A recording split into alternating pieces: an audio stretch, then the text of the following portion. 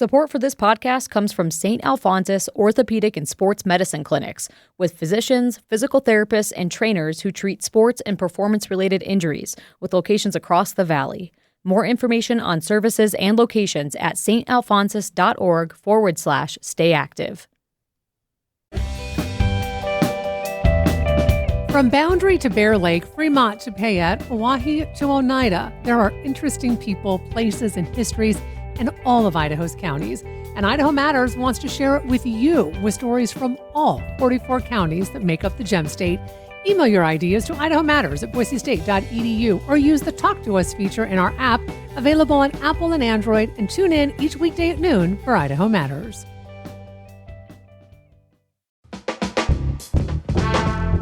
From Boise State Public Radio, this is The Connector. It's Idaho's Daily News. Good morning.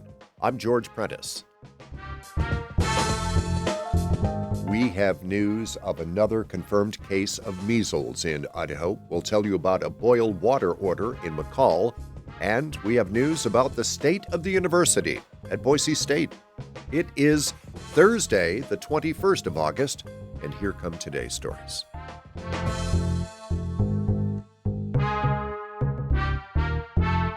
There are about 500 more first-year students enrolled at Boise State this fall compared to last year. This comes on the heels of 10% growth seen in 2024. Interim BSU President Jeremiah Shin told faculty and staff assembled Wednesday at the Morrison Center.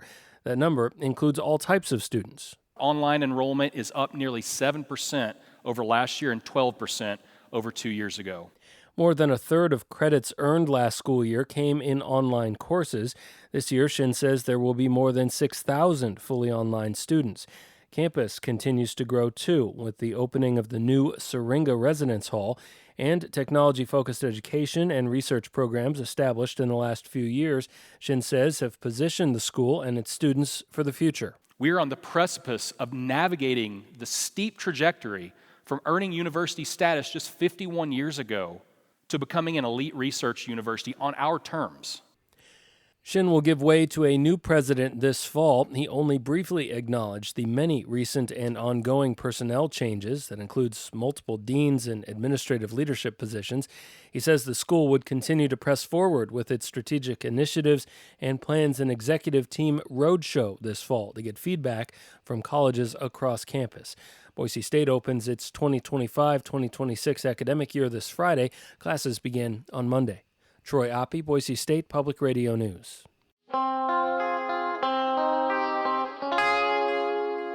State health officials have confirmed a third case of measles in an Idaho resident. Last week, we reported a case in Kootenai County. Next came a confirmed case of measles in eastern Idaho. Now there's a new confirmed case of measles in an unvaccinated child in Bonner County. Health officials said there is no known link between the Bonner County and Kootenai County cases, both in North Idaho. And we are reminded that measles is highly contagious and can be spread when an infected person coughs, sneezes, or even breathes.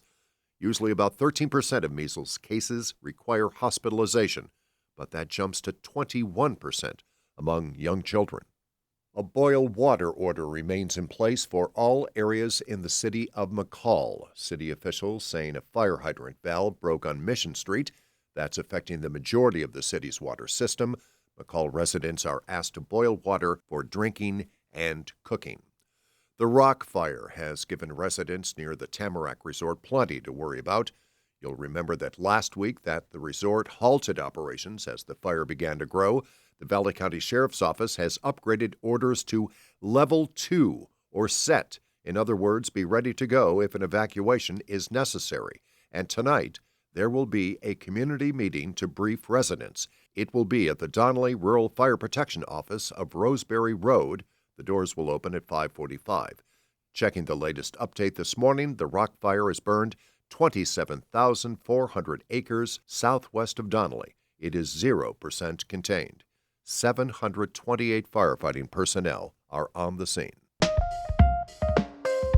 A state committee is recommending Idaho Governor Brad Little's annual housing stipend stays flat at about $60,000 a year. James Dawson reports. Idaho is one of 5 states without a governor's mansion.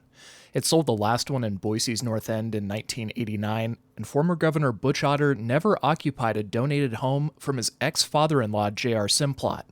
State officials eventually demolished the Simplot mansion and have otherwise paid their governors monthly to cover expenses. Republican Representative Jaron Crane, who serves on the governor's housing committee, suggested officials remodel an existing state-owned building to save money. Could that be in consideration for a property as maybe a governor's mansion for more of a permanent residence that he could have, hosted RFK Jr., for example? Last year, the group discussed building on a property it owns in the Boise foothills along West Horizon Drive, but it never took action. Governor Brad Little, who owns a home in Emmett and a downtown Boise condo, will keep collecting about $4,500 each month to offset his expenses.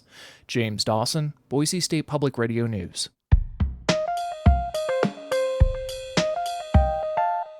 Now to Jerome County, where the school district has canceled classes for today and tomorrow.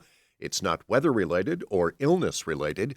Jerome school officials told parents that there's a safety issue with their buses.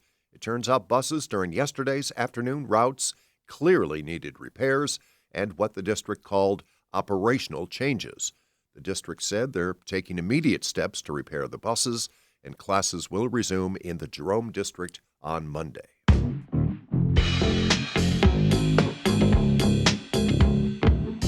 Bill Wojcik is over at the National Weather Service office in Boise. Bill, happy Thursday. Same to you, George. Thank you. Well, what can we expect today? So today looks like it's going to be dry and hot, highs in the lower 90s. Pretty close to yesterday. What, 3?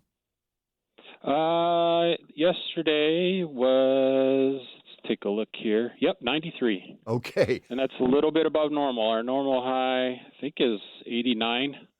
Yeah, walk us through the upcoming weekend.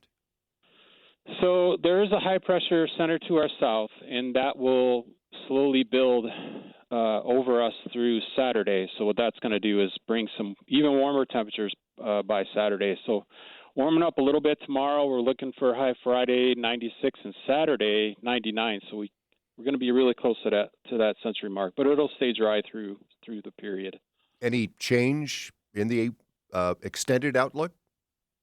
Yeah, so the same high pressure, as I talked to you about it yesterday, we got that monsoon moisture in the southwestern U.S. That's going to work northward and could reach the Boise area by Tuesday or Wednesday, which in turn that means we could see some showers and thunderstorms. But at the same time, we're going to see slightly cooler temperatures, so maybe mid-upper 80s by Wednesday or so. Well, I think that might be welcome for a lot of people. Indeed. He is Bill Wojcik at the National Weather Service. Bill, have a really good Thursday. You too, George. Thanks. And that is today's episode of The Connector. I'm George Prentice. We'll see you back here on Friday. To stay in touch with the news between now and then, check out BoiseStatePublicRadio.org or download the free Boise State Public Radio app. And thanks for listening.